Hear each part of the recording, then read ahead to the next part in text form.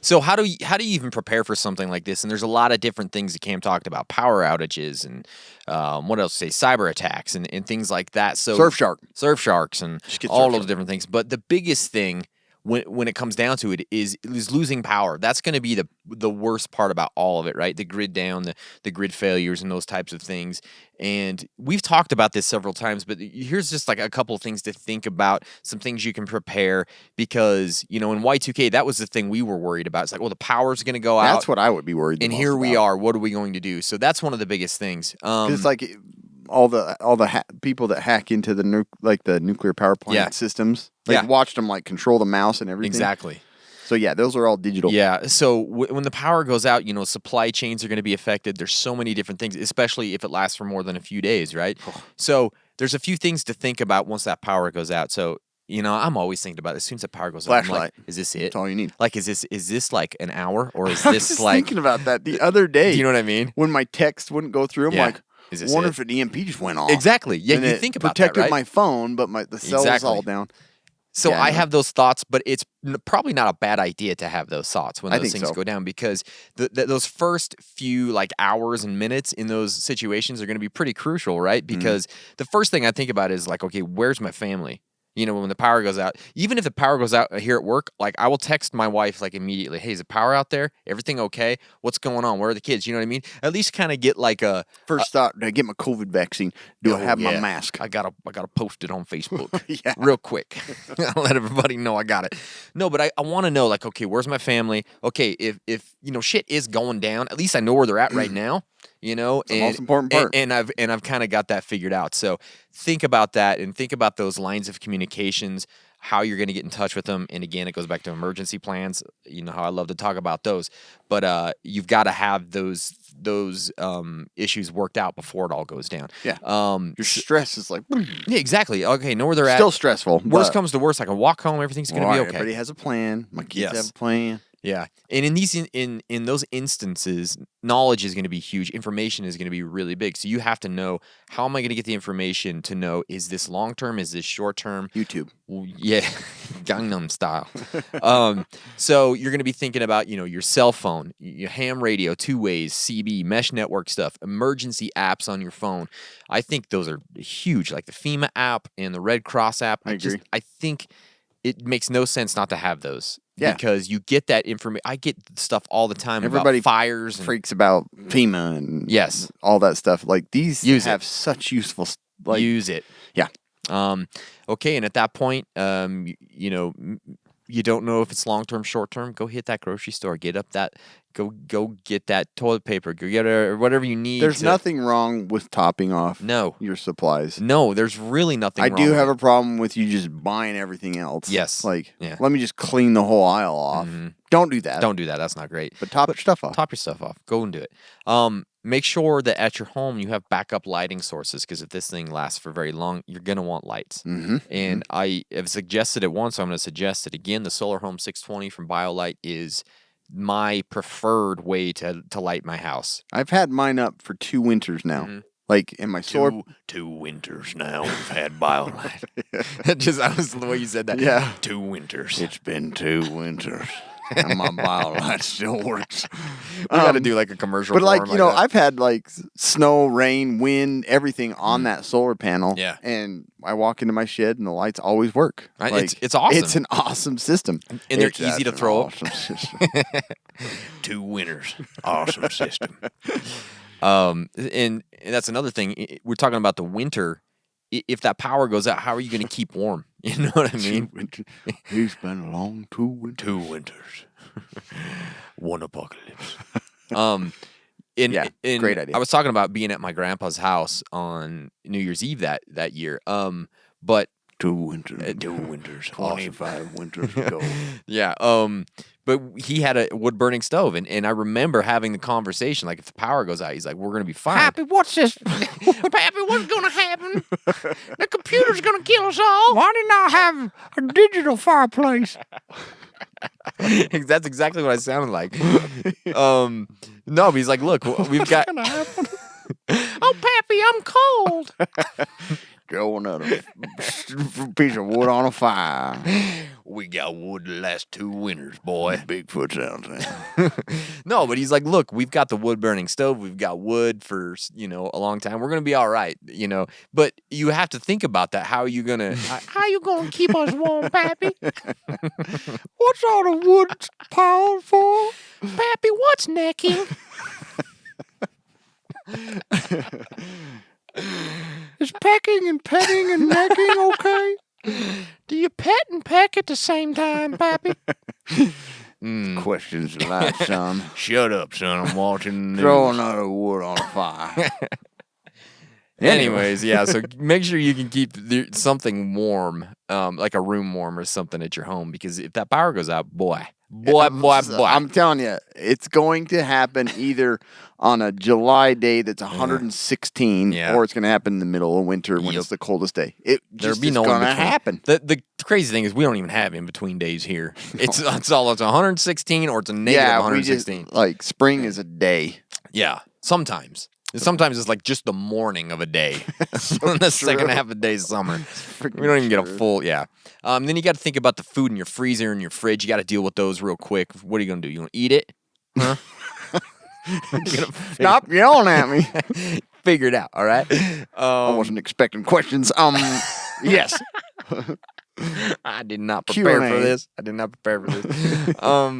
So, this situation, if it looks bad, people are going to start to freak out, and we know that. This is when the riots, the lawlessness, the crime, all that stuff just starts to go up quick. And I wonder if any of that happened at Y2K. I haven't read anything about like looting or anything. Have you? No, I didn't either. During that time? Yeah. Interesting. People were behaved. Yeah. There was no TikTok. People had their minds about them. The wits were there. That's true. Yeah. But if things look really bad and you can tell that this is going to be long term, stuff's going to happen. So you got to be careful there. Water may stop flowing really quickly, so you got to have those water preps. Cam's going to talk about this. The food and water, it's so important. Yeah. Right. I'm not going to talk about it much because Cam's going to talk about it more. Okay. That's pretty much all I was going to say. So. Anyways, I'll say it again. Yeah, you reiterate that point later on. Fuel's going to become scarce. That's such a hard one for me. Fuel's, I freak out about that too. Yeah. I can't. Pappy, how do we get fuel? How do you get enough gasoline, Pappy? What's ethanol? People freak out with gas. Like, they do. I got to drive somewhere all the time. I got to have, Yeah. Yeah. The people love their fuel. Anybody... They like it a lot. I'll tell you what, that's some awesome fuel. Awesome unleaded. Okay. So you got to make sure you're going to figure out what you're going to do there, all right? But I'm telling you, if you say the grocery store's run out of food or the gas station's going to run out of gas, people freak out about the gas station. Friggin' fire lit under their ass, and it gets bad. Well, I need fuel to get the food, so I got to get that first. Yeah, it's bad. It's a bad deal. So you got to be careful with this, all right? Backup battery packs, solar chargers, things like that are humongous in this situation. Yeah, humongous. Yeah, I did say humongous. Just a word I like. Humongous. Yeah. Medicines. Those types of things. If you got to take them every day, it's getting less serious. But it is serious. Meds. Yeah. Again, we've talked about the supply chains getting cut in a situation like this, and also, computer systems are down. Nobody knows how to make meds without computers.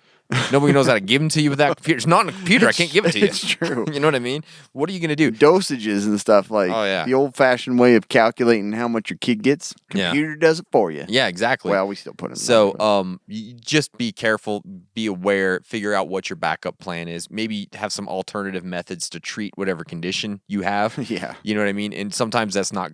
There's nothing great to Blood pressure too high. I'm on bloodlet.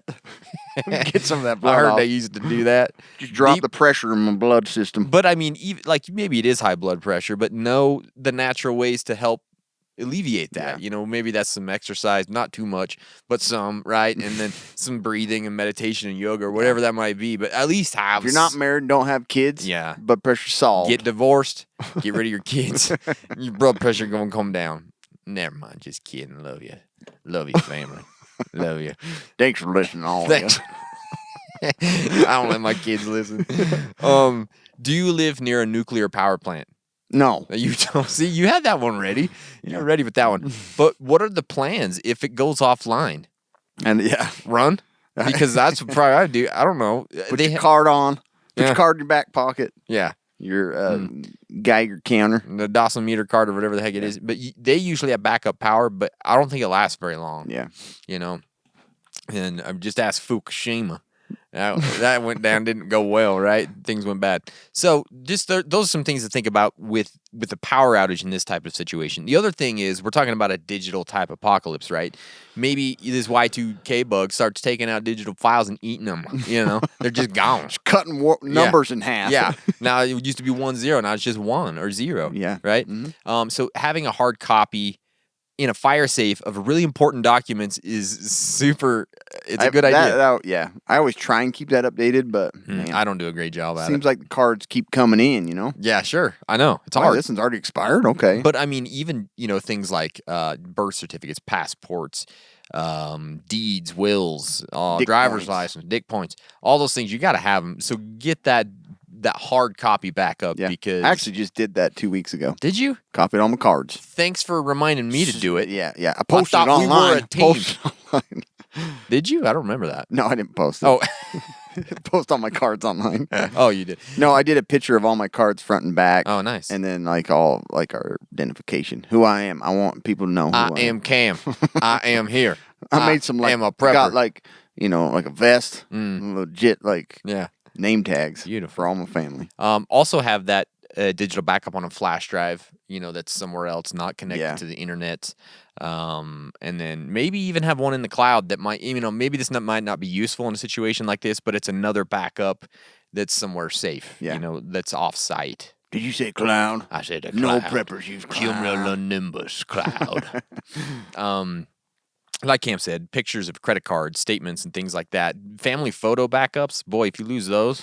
I've been probably more paranoid about that than anything. For sure. That's a big deal. I've backed it up a few times. Medical records, I don't know where you get those, but if you got them, get them. Man, don't worry about it. We'll make up some diagnoses for you. Yeah, thanks, buddy. You look like a hypertension and a diabetic. Yeah. No.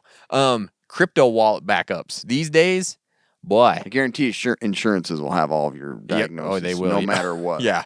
Yep. Yeah. Back in 1999, you had schizophrenia. That hangnail get better back in 81. I ain't going to insure you, boy. That tick wound. But crypto wallet backups. Yeah. These days, a lot of people have crypto, so think about that. Cold storage is obviously the safest with crypto, but think about it. And then digital security. We talked about this earlier with Surfshark. You don't know what's... get my coins cashed out. Yeah. I just want to carry around a whole Bitcoin. Yeah.